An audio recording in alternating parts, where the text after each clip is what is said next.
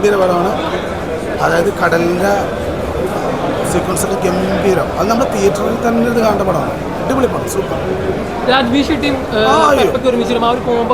അടിപൊളി കോമ്പോ, അത് ഗംഭീര പുതിയൊരു കോമ്പോയാണല്ലോ. അടിപൊളി, ഒന്നും പറയാനില്ല.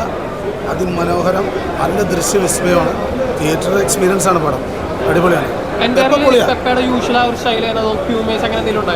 ഒന്നുമില്ല, എല്ലാവരും ഭയങ്കര ത്രില്ലായിട്ടിരിക്കണല്ലോ. ഒന്നുമില്ല, അനങ്ങാതെ നല്ല ആക്ഷൻ മൂവിയല്ലേ. പെപ്പയുടെ ഇതുവരെ വന്നതിൽ ഒരു വ്യത്യസ്തമായ ഒരു ക്യാരക്ടറാണ്. പിന്നെ കടൽ പ്രമേയം വെച്ചുള്ളൊരു മൂവി. രാജ്വി ഷെട്ടി എങ്ങനെയുണ്ട്? എല്ലാവരും നന്നായിട്ട് കടൽ പരിപാടി മാത്രമല്ല അവരുടെ ക്യാരക്ടേഴ്സൊക്കെ വളരെ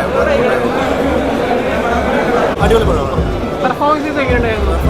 അടിപൊളിയായിട്ട് രാജ്വി ഷെട്ടിയും പെപ്പയും ഒരുമിച്ച് ആ ഒരു ലെവൽ ഓഫ് കോമ്പോ എങ്ങനെയുണ്ടായിരുന്നു? ഇടിയൊക്കെ എങ്ങനെയുണ്ട്? മൊത്തം ഇടിയാണോ? മൊത്തം ഇടിയെന്ന് പറഞ്ഞാൽ ഇടിയൊന്നും നമ്മൾ നിരാശപ്പെടുത്തില്ല. പെപ്പ തകർത്തോ? രാജ്വി ഷെട്ടിയോ?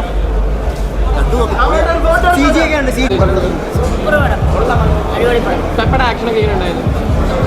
രാജ്വി ഷെട്ടിയും പെപ്പ ഒരുമിച്ച് ആ പെർഫോമൻസ് ലെവലൊക്കെ എങ്ങനെയുണ്ടായിരുന്നു? അടിപൊളി പടം,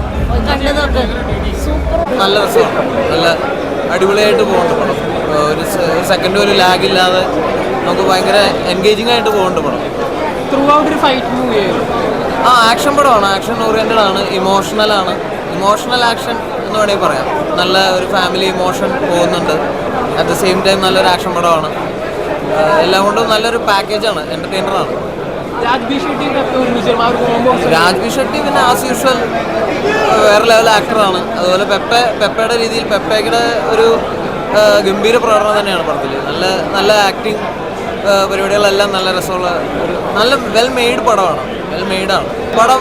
ഗംഭീര സിനിമയാണ്. ഞാൻ പറഞ്ഞ തിയേറ്ററിൽ എക്സ്പീരിയൻസ് ചെയ്യാവുന്ന എല്ലാ ചേരുവകളും ചേർന്ന ഒരു സിനിമ എന്ന് നമുക്ക് പറയാം. ഉണ്ടല്ലോ.